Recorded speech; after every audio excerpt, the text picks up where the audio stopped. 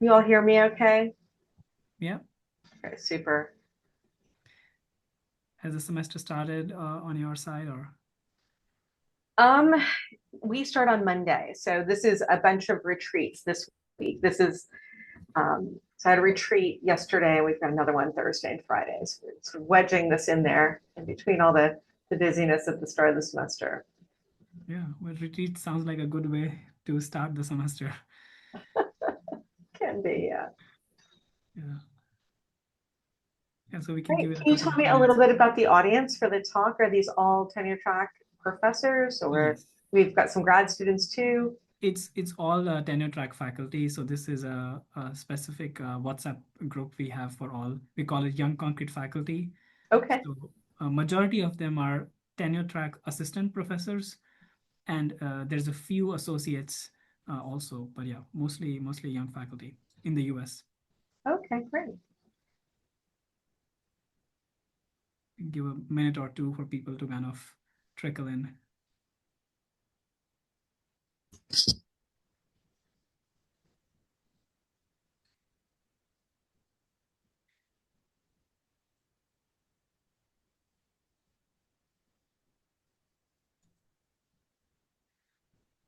Okay, I see we are kind of 2 minutes past the clock. So, Siva, would you like to introduce Professor Curtis? Sure. So, without further ado, so just wanted to introduce Professor Kim Curtis out of Georgia Tech. She's the Raymond Allen Jones Chair and Professor in the School of Civil and Environmental Engineering at Georgia Tech, and she's here today giving a talk about mentoring. And I'm just gonna let you take over from here, Kim. Okay, great, Siva and Nishant, and also to Pranoy for the invitation to be here today. I'm really excited to talk with you all about mentoring, and I'm hoping we'll have a little bit of interaction. I was hoping, to definitely leave some time for Q&A, but this is a topic I think that really requires a bit of back and forth. So I'm hoping that we can do a bit of that even as I sort of share some of my initial thoughts before we get to the Q&A. Thanks again for inviting me and for this really interesting topic. I do see some familiar names and faces in the audience. So I'm looking forward to talking to you all. I've titled the talk, Everything You Ever Wanted to Know About Mentoring, and then which you shouldn't be afraid to ask. So with this idea that we'll have a dialogue, perhaps during the presentation and then afterwards in the spirit of mentoring. All right, so I thought it would be helpful to just give you a little bit of information about my background and my experience, which definitely informs my perspective on mentoring. So, of course, I was a student. I did undergraduate research as a student. I think that was really my first introduction to sort of this team dynamics. I think that make academic life so vigorous and exciting. And then I also, of course, had some graduate experience where I had an opportunity to be mentored, certainly, but also to serve as a mentor for the first time to other researchers. And then as a faculty member, I've progressed, from an assistant professor to a full professor and chaired professor today. Along the way, I've also had an opportunity to serve as Georgia Tech's advanced professor in the College of Engineering. And that was a role that was really important in terms of mentoring larger groups of faculty, guiding them through the tenure and promotion process, and also making sure that equity was an important and central theme on campus.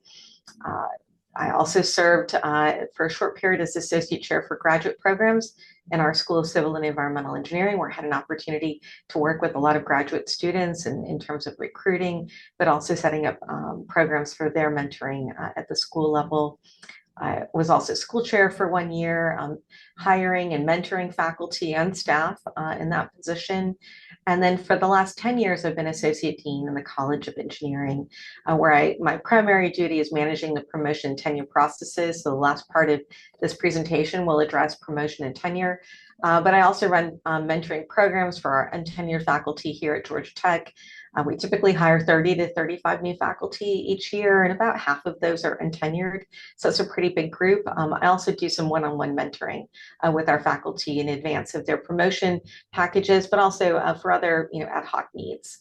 And then finally, externally with the University of California at Berkeley and San Diego, and with the University of Michigan, I'm a co-organizer of Next Prof, Nexus, and Next Prof Pathfinder, which are pre-faculty mentoring programs where we get to interact with early career scientists, engineers, and graduate students and postdocs around the country. So all of these experiences inform my perspective on what mentoring is and what good mentoring practices look like. See. All right, so I asked Prannoy what types of topics would be of interest to this group, and these were some of the questions that he posed to me. You know, how do we mentor faculty, and from a faculty perspective, how do we obtain a diverse set of mentors? So I'll start with that, and then I'll get more into your role as a faculty mentor about mentoring students, and then giving you some mentoring advice and preparing your tenure materials, including some pitfalls that I've seen in tenure packages. If there are other questions you'd like me to address, you know, feel free to drop those in the chat. I'd be happy to get to those either during the talk or after the talk. All right, so I thought I would start with some definitions. It's classic professor mode, right? So here are some classic models for mentoring. You're probably familiar with quite a few of these, and hopefully you're experiencing a few. So maybe we can reflect on what those might be. So one-on-one mentoring is just really the classic one. Maybe when you were hired first, you were assigned a mentor, a faculty member who you would go to ask for advice, and they could help guide you through your early career development and your tenure preparation. More and more, we're also seeing this model of multiple mentoring where you'll have a team of mentors. Some universities call them a launch committee. Well, you'll have mentors who offer different perspectives or maybe serve different purposes in your mentoring through your early career. It increases your access to different mentoring perspectives and reduces the hierarchy that you sometimes find with the one-to-one mentoring model. Group mentoring is similar to what we might be having here, but you might also have it in your department where you've got one or more senior mentors who then mentor a group of junior faculty. Peer advising often exists. It can be formal or informal. It could be a group of, you know, assistant professors who get together like you all do on your group chat, and you encourage each other and you share your own experiences and help with problem solving. Collective mentoring is another model, and it can be, you know, departmentally driven. There could be a team of mentors who come together to work with junior faculty. And then cascading mentoring is a really common model in academia. This might be where you've got a senior faculty mentoring you, and then you're mentoring your group members. In your group, it could look like you're mentoring your most senior PhD students, and postdocs, and then there may be mentoring master's students and undergraduates. So you're learning from one another. So those are some of the classic models. There are also some newer models. You know, we've got more and more access to people through, you know, virtual meetings. So things like a web of mentors and sponsors and coaches could give you diverse perspectives. We're also more attuned to cultural differences, and we do find that finding a mentor with a similar background or identity, lived experience to you can help you engage and you share more experiences and can share a similar perspective that promotes inclusivity and belonging. Reciprocal mentoring is where we've got a mentor-mentee learning from one another. If you think about, you know, the challenges that we're facing with the ever-increasing rate of technology adoption in teaching in particular. Sometimes you've got a junior faculty member working with a senior faculty member, and then they're learning from each other. Maybe the junior faculty member's teaching the technology and the senior faculty member is teaching the pedagogy. We've also got peer coaches where you may have a more formal relationship for skill building. That could be somebody that you're working with, you know, specifically on something like grant writing.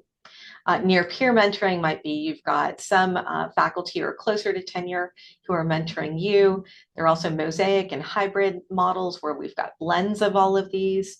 We've got expert coaching where maybe you're even paying somebody from the outside to help you target a specific area that you really need to work on, like perhaps leadership or communication. And then virtual mentoring, like what we're engaging with today. It's really flexible and allows us to reach more people. I bring up all of these models just to let you know that mentoring is not just one thing, right? It's not just this one formal mentor you were assigned. So I want you to, maybe reflect right now and appreciate all of the different types of mentoring that you're already receiving. It's probably more than you initially had realized.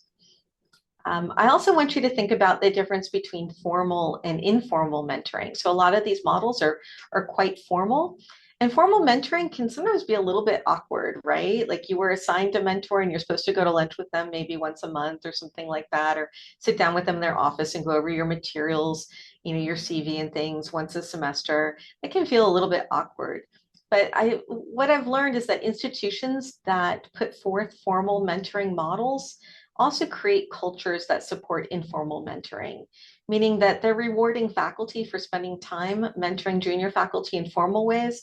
And that creates this atmosphere where mentoring is just part of the culture. And that's really something that you're looking for.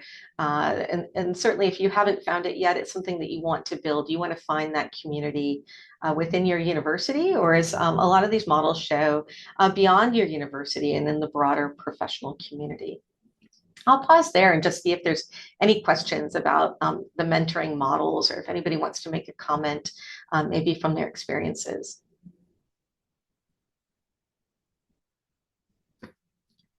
All right, in the absence of comments, I will move on. And so now we'll get into some tips for how to find a mentor, and the tips for you as a mentee. And a lot of this material comes from my time as an advanced professor, and we developed some guidelines for Georgia Tech to rely on in terms of developing its mentoring capabilities.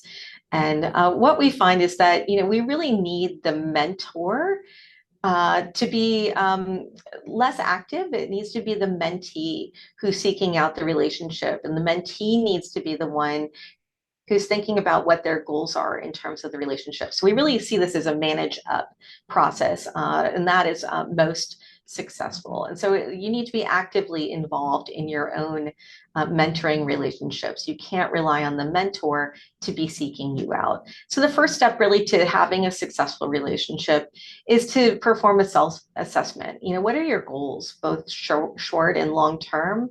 What are your strengths and weaknesses? What really energizes you, and what do you find more difficult? What are the types of things that you're putting off and avoiding, and why do you think you're doing that? And then, what type of mentor do you think could be helpful in helping you meet those short and long-term goals, and which can be most useful for you in terms of addressing, your areas for improvement? So maybe make a list of those people who have that knowledge, and approach them to see if they're willing to be a mentor to you. And it could be a short-term thing, or it could be a long-term thing.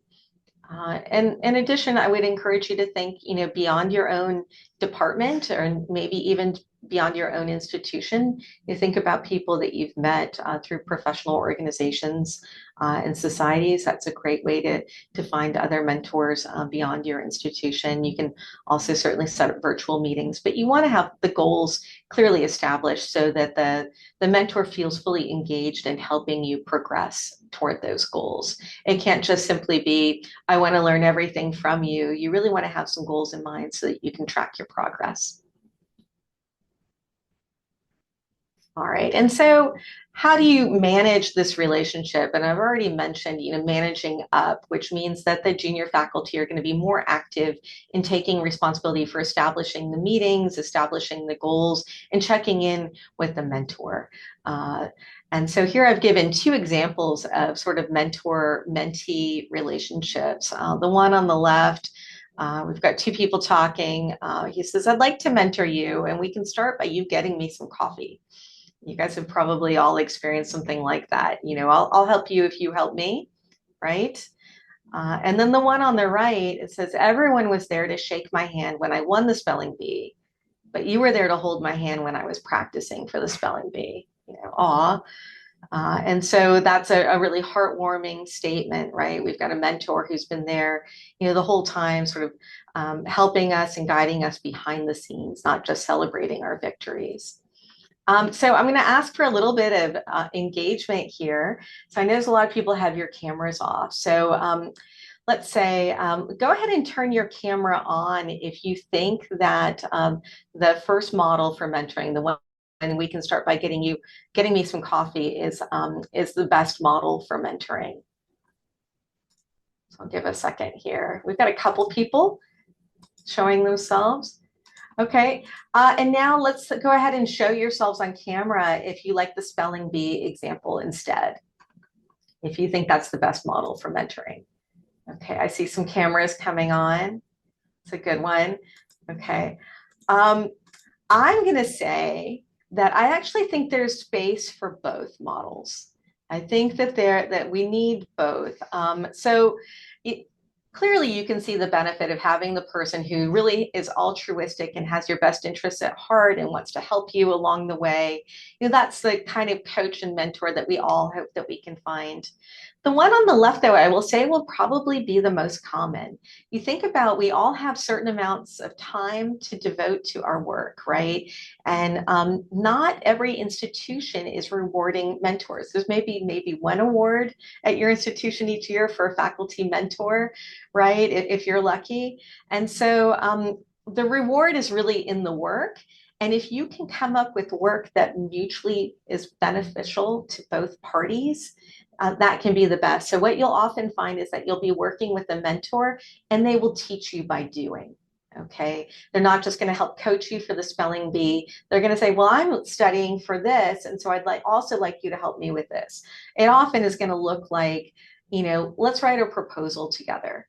And the junior faculty member is going to be expected to, maybe receive an example proposal from the senior mentor, which is going to be really helpful for you because you may not have seen one for that agency before. But then you're going to have to do the lit review for the new proposal. You're going to have to sit down and arrange the time to meet for the senior faculty member for coffee or something to come up with what the goals of the research are and what the tasks are. You may have to, add all the references and things like that. And so that's the get me coffee part of that mentoring relationship. You're still going to learn a lot, but you're probably going to put in more work as the mentee than the mentor does. So I do think that both models can work and can be beneficial, but you just have to recognize, that you're going to have to get some coffee occasionally. All right, so I'll move on from there and talk about, your role as a faculty member. How do you mentor students? And I'm going to add to this question, how do you mentor postdocs? And so I don't know if you all have seen PhD comics. They're pretty good. Yeah. So the one at the left, I think, really embodies a lot of how graduate students can tend to feel. I think these days we try to be more holistic in our mentoring of graduate students and seeing them beyond getting the coffee, what they're doing for us, right? We like to see them as a whole person, and hopefully they can bring their whole selves to the lab. So hopefully this PhD comic doesn't resonate with you with your current mentoring relationships with your students, but you may remember feeling like this, earlier in your career when you were a student. And then the postdoc cartoon at the right, they're so often overlooked, but they form such a valuable part of our academic ecosystem. And so we want to give some attention to mentoring postdocs as well. So I'll address both in this part of the presentation. All right, so now that you're a faculty member, you're also a faculty mentor. So you're not just a mentee, you're part of that cascading mentoring system. And so a good place to start is to see if your institution has any requirements, expectations, or stated values for graduate student advising. So I've included here a link to Georgia Tech's, which I think are pretty good. And I've also included a copy of the first page of those here. So I would bet that your institution has something like that. I know for us, we post them on the walls of every departmental building, so you'll see them there. I haven't posted them in my office, but the students do know about them. They get a copy during orientation. And so we do know that being an effective advisor is going to be good for both faculty and students. It's really important for the graduate student success, especially in research-based programs, that ultimately is going to enhance both of your careers because it's going to foster their growth, research competence, and their independence and professional development. And so I want you to, this all sounds like pretty rosy, right? So I want you to think back on your own advising and mentoring that you received as a graduate student or postdoc, or maybe things that you witnessed with others. Are there practices that you would keep and intend to keep and are maybe already using? And are there other things that you saw or experienced that you would definitely avoid, that you want to discard? So think about both the positives and the negatives. And I'm going to endeavor here to do something that I learned from one of my peer mentors recently. And we're going to try and do a little word cloud. So I've got a QR code, and I thought I would start with the positive. So if you've got your phones there, you can use the QR code to answer this quiz, and we'll establish a word cloud. It's what positive mentoring practices that you've experienced do you employ in your own groups? And so what words come to mind? If you don't have your phone handy, you can also use the URL that's listed there. So I'll just give you a minute to populate that word cloud. So we're thinking about positive mentoring practices. And this is a way for us, peer-to-peer, to share those positive mentoring practices with one another.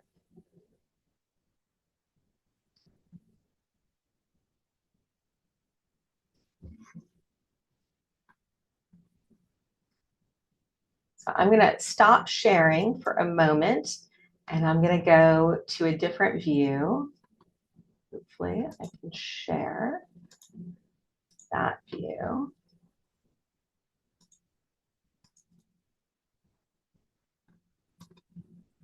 Oh, was it locked? No, you were able to do it? Okay, let's see if we can get it to update. Okay. We've got a few responses in here. Listening, transparency, having group meetings, accountability. Are there any others anybody would like to add? And type them in.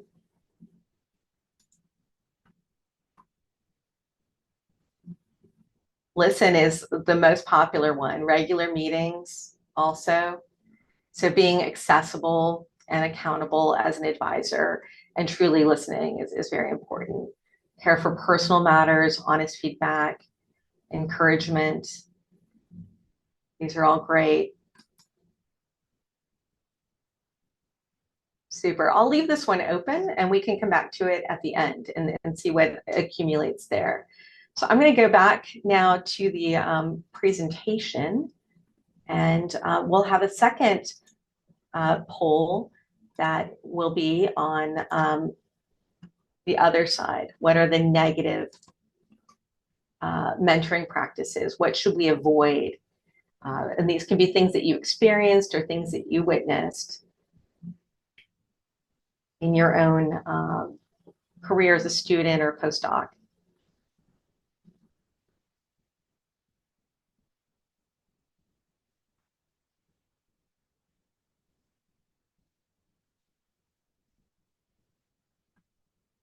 Sometimes we end up with more responses here, right? Because sometimes these things stick with you a bit more. So I'll go to that one, and let's see if I can pull that one up. Oops.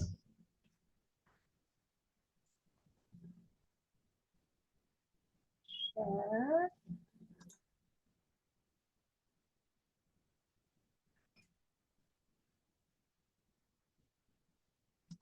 Yeah.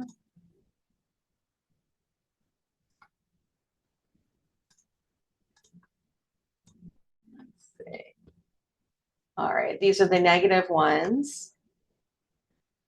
Oh, wow. Making them exactly like me. That's a common one. Yeah, where you feel like you've got to fit this mold of your advisor, and that there's no room for individuality, unachievable expectations.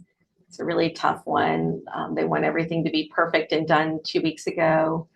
micromanagement, yeah, not allowing for that freedom, not empowering, avoidance. Maybe your advisor was just not available or too busy, not allowing the students to learn. Bullying, oh, that's terrible. It's really bad. And with the power dynamic, it's really hard to navigate those types of situations, especially because you've chosen this advisor, and can be hard to secure funding outside of that relationship if you find that it's just not a healthy mentoring environment. Yeah. So these are things maybe to reflect on and make sure that we're not replicating these in our own groups, right? Sometimes unintentionally, because we're so busy that we can't be as thoughtful as we would like to for every student. And so we want to make sure that you're meeting them where they need you to, right? Some of them do need more hand-holding and more one-on-one time. Others, do want more independence, right? And then bullying, sometimes it's within the group as well. And so we'll talk about managing conflict within the group in a little bit. So I'll go ahead and stop that. And again, we'll come back to it at the end. So I really thank you guys for participating in that. That was interesting to see the different perspectives. So I'll get back to the presentation, but we'll leave those polls open. And so here we'll talk about, just pulling these bullets from the Georgia Tech guidance towards faculty mentors and advisees. And here they've got a list of what the faculty responsibilities should be. And it's, you often have these conflicting constraints between your stakeholders, maybe your sponsor, and what the student interests are. So you've got to really navigate those. The advice here is really to protect the student interests while also meeting those stakeholder goals. You want to treat your students as professionals and individuals. We saw that in the word cloud, right? That not expecting students to make the same mold that you came from. Recognizing and respecting diversity, setting clear expectations for communication and feedback. If you're going to have weekly meetings, what do you expect for your students to bring to those weekly meetings? What kind of follow-up do you expect? Being very clear on that. What I'm finding with students these days is they want this more clearly spelled out. They don't want to have to interpret it or learn it from other group members. So as straightforward as you can be with your expectations on that is very important. Talk to them about funding. They're often very insecure about funding, timelines, and expectations. It allows them the independence and the authority to manage their own time in order to support your goals, which is meeting, those deadlines that you need to meet. You want to support their research from conception to publication, also letting them know that you do expect publications. And then you want to provide them the training and resources and ethical guidance that they need to develop as professionals, and then help them build professional networks and help them with their career development. It is part of your job to help them, integrate with professional societies and to ultimately land jobs. On the student side, I think this is sort of an interesting list in that the first thing on the list is respecting your advisor's time and responsibilities. So it is really acknowledging this idea that they're going to be growing in their independence and that they should not be sitting in your office, all day or expecting you to be in the lab all day with them. They want to respect that you've got your own job to do. At the same time, you're going to need to individualize your mentoring for them. So some students, I will say, do need multiple meetings a week, especially when they're getting going. But as they grow in independence, the meetings can become less frequent, right? Maybe moving to once a week, maybe every other week. You do want to have regular updates and let them know what they're expected to share with you during those updates, and create a space where they can also share any setbacks or challenges or failures that they've experienced. You do want them to know if they have difficulties to come directly to you. You want to hear about any difficulties rather than it circulating in gossip in the lab, or worse, going to your supervisor first. You want certainly to create an atmosphere where they will come to you if they're thinking about planning on leaving the program. So check in with them about their progress and how they feel in terms of the fit of the program for them. You want to make sure they're meeting the degree requirements, that they're making good progress. And then they also need to show consistent effort and again, that increasing independence that I've mentioned. And then there's also the responsibility for the students to adhere to timelines and deliverables. So that's what comes out of our expectations. Maybe your university has different ones, and we can talk about those afterwards. Georgia Tech also has guidelines for mentoring of postdocs, and I've included the link here and just some screenshots from the webpage.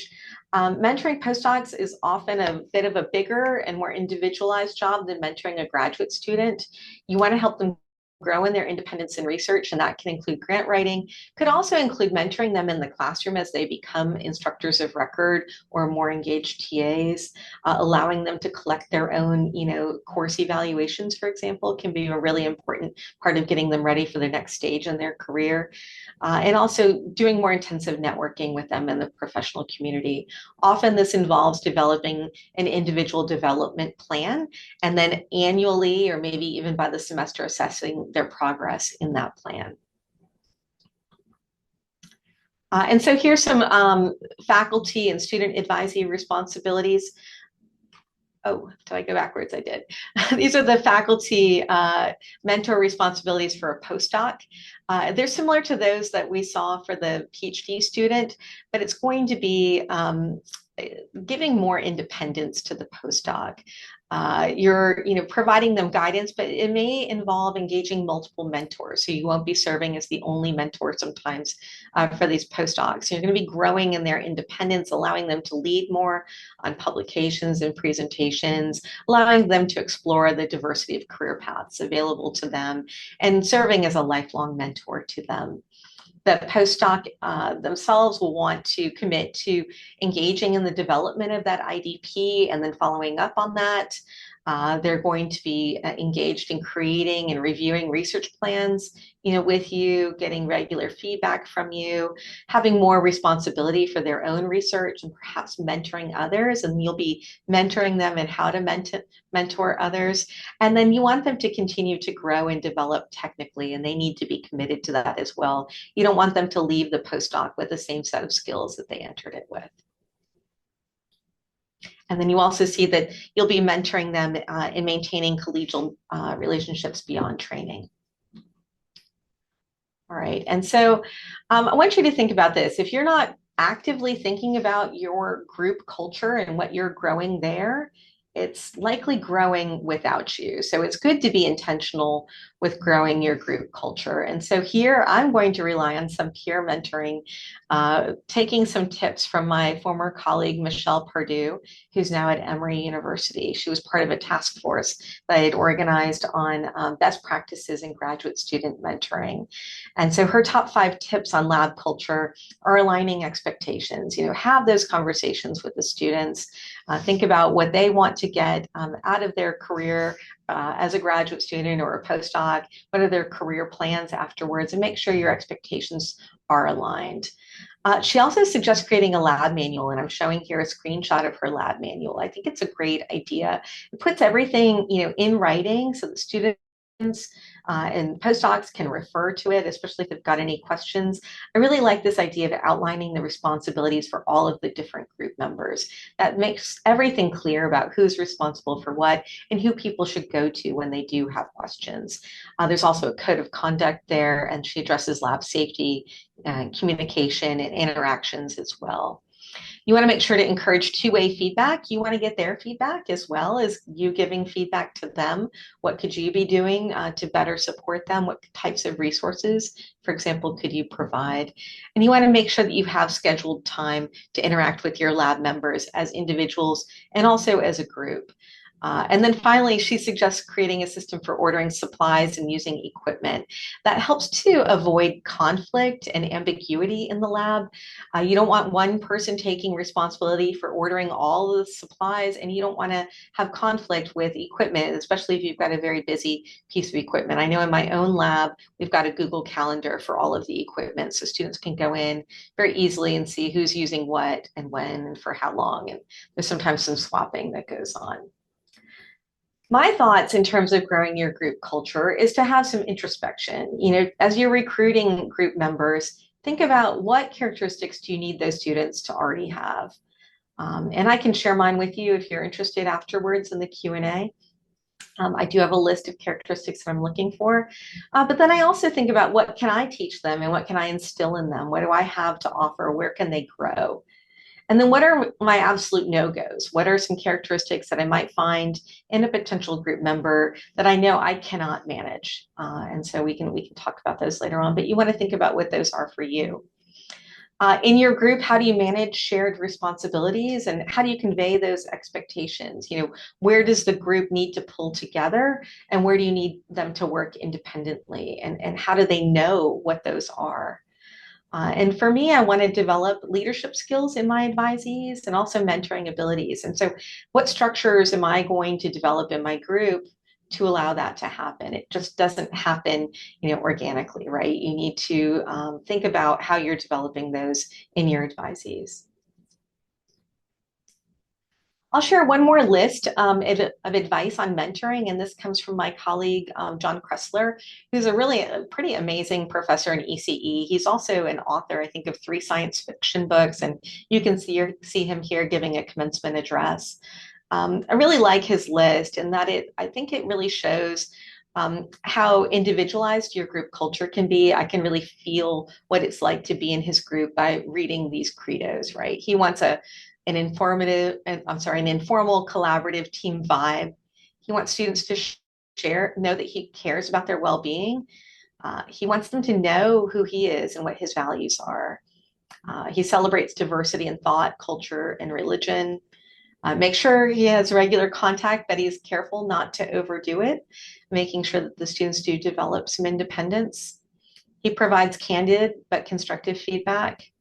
He leads by example, working as hard as they do, encouraging students to mentor others, be a sounding board and empower independence. So you do want to listen to the challenges that they're facing, but also help them navigate the problem solving so that they become independent problem solvers.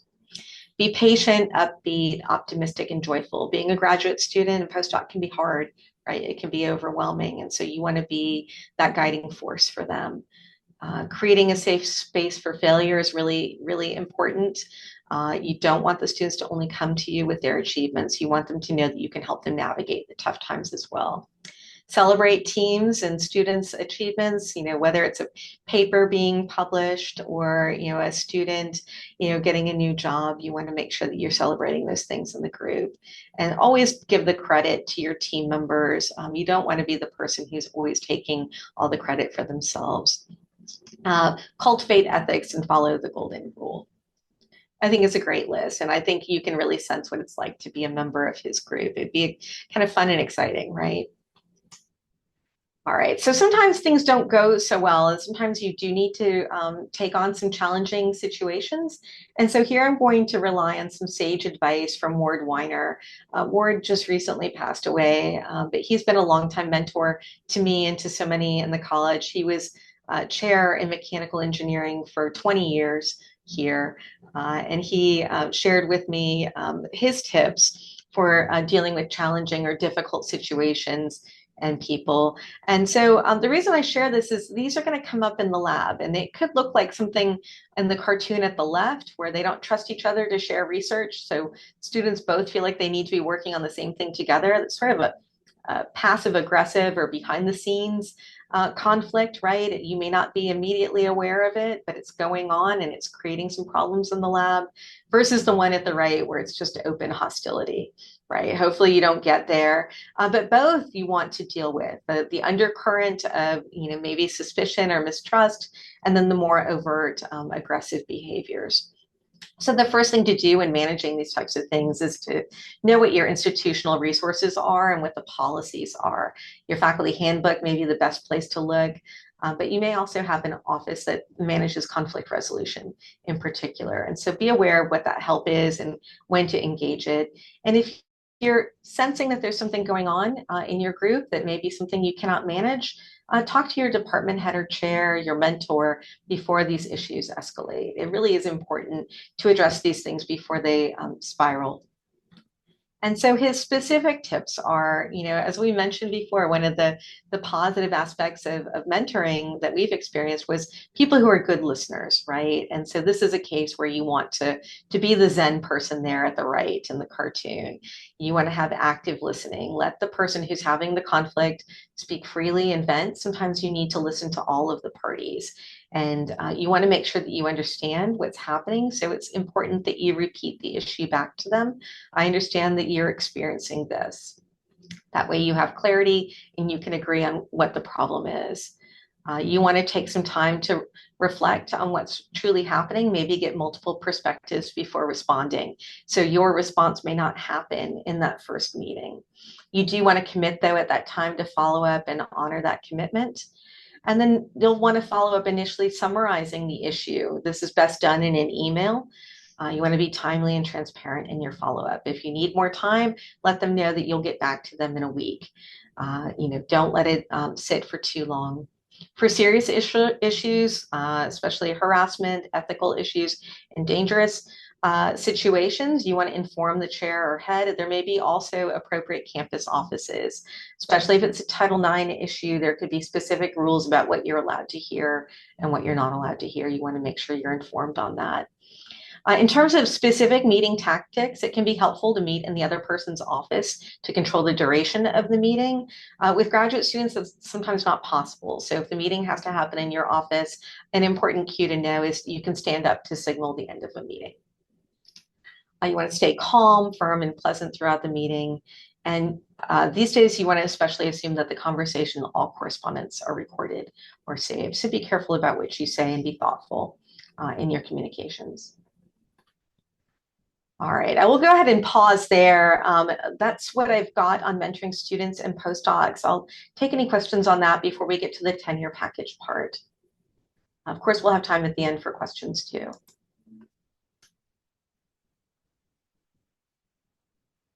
I'm not seeing anything in the chat. I will go back to the presentation. All right. So why do we include this part about tenure in this mentoring discussion? Well, there's a lot of studies that show effective mentoring is really an important component to successful tenure for faculty. You want to be part of an active, formal and informal mentoring network because it really will play an important role in your success. It allows you to have visibility, help you overcome challenges. There's also some psychosocial benefits, as you all have already experienced in your group that you formed. You're each other's cheerleaders, right? You are there for each other through the tough times. You're also there as resources to help overcome, difficult things that you may be encountering, day to day or in your career path. So you're there not just as cheerleaders, but also as resources. And so junior faculty who find those mentoring networks, peer-to-peer, and also working with more senior people are more likely to be successful and productive. And so I'll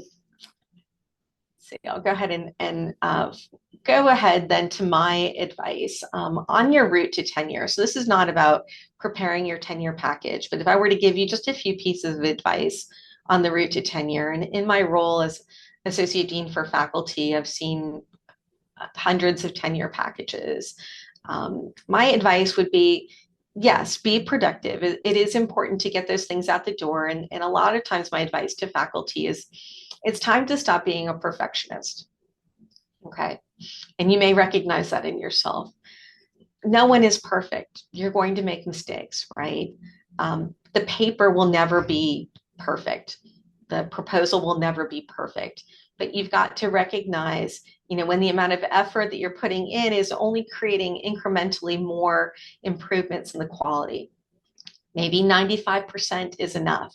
It's 95% perfect. So you need to be productive and get that proposal or paper out the door.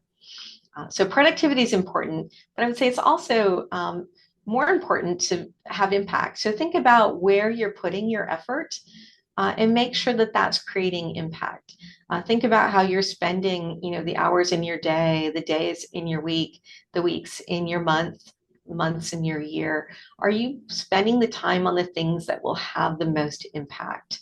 Impact is rewarding for you personally. It makes you feel like you're making a difference. You want to make sure you're not churning or spending lots of energy on things that have no tangible result.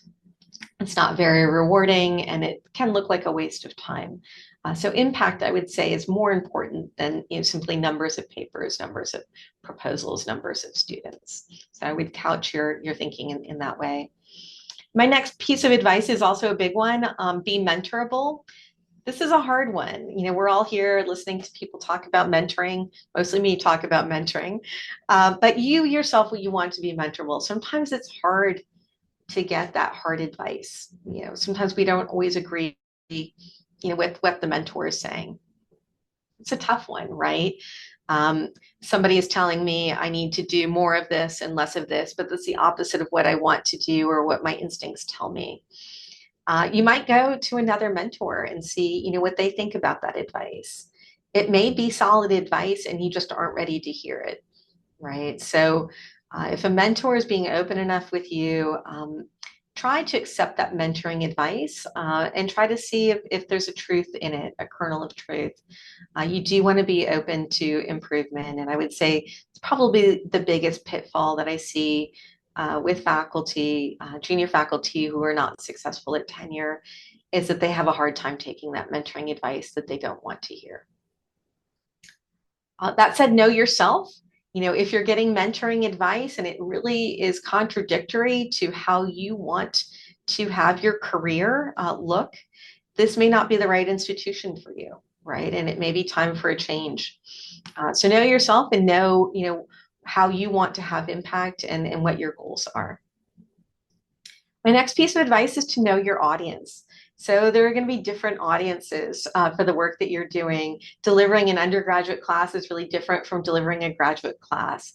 Think about the different types of talks that you're going to be giving, internal seminars versus seminars at other universities, especially as you get ready for tenure. Talks at conferences, especially early in your career, are most likely best given by you. You know how to deliver that message best. Think about what the audience is looking for from those talks. Giving a talk at ACERS might be different from giving a talk at ACI, for example. So really try to think about your audience as you put yourself out there, because you are making an impression. It's important to be collegial. Tenure is a lot about the impact and productivity that you're having, but it's also, in a sense, faculty at your institution choosing to have you as a colleague for the rest of their careers, right? And so you want to make sure that you're a good team member and that you're bringing value to your department. So be a good colleague. And then find allies. It can be very difficult to navigate these dynamics where you're the untenured faculty member and you've got senior faculty who are placing demands on you. And sometimes there's some conflict that arises. As an untenured faculty member, you may sometimes feel you need to absorb some of that negative energy. I would say here's a place where you find your mentors and allies, and they can speak for you sometimes in these very challenging situations. So that is my advice on the route to tenure. And I've got one more slide on preparing your tenure and promotion materials. First piece of advice is start early, like literally the first week you start the job, you should download your Institute standard CV and all of the formal reporting requirements for your tenure and promotion package. Look at what those look like. Start moving all of your accomplishments over to that standard CV, and you'll start to see some gaps in there. What's missing from what you've already accomplished or accomplished to date? What are some things you can work on to fill in some of those gaps? If you find that there's some areas that you don't feel like you're going to be able to make the bar on, or you've got questions about how to make the bar, talk to your mentors and get multiple perspectives on what the expectations can be. If you have the sense that the expectations are always increasing, you're absolutely correct. That's sort of just the nature of this, is that we're constantly expecting more and more of junior faculty. So it's not your imagination. The expectations are rising. So it's very important to think about where you're going to put your energy. You also want to understand your options on timing. Life happens. Sometimes we need to take a break and attend to personal things. We might need to stop a tenure clock. Other times you might think about going up early. And that carries its own risks. You'll want to talk with mentors seriously about options on timing for both early and postponing tenure decisions. Follow your institution's guidelines. Sit down with peers and who've recently gone through tenure or through their mid-tenure reviews and get example documents from them. You can learn a lot from them about the type of voice that they're using in presenting their career path, their research impact, their educational contributions. You can certainly learn a lot from those documents. And then as you start preparing your own documents, have your mentors review them. Get people who are familiar with your research area and people who are not familiar.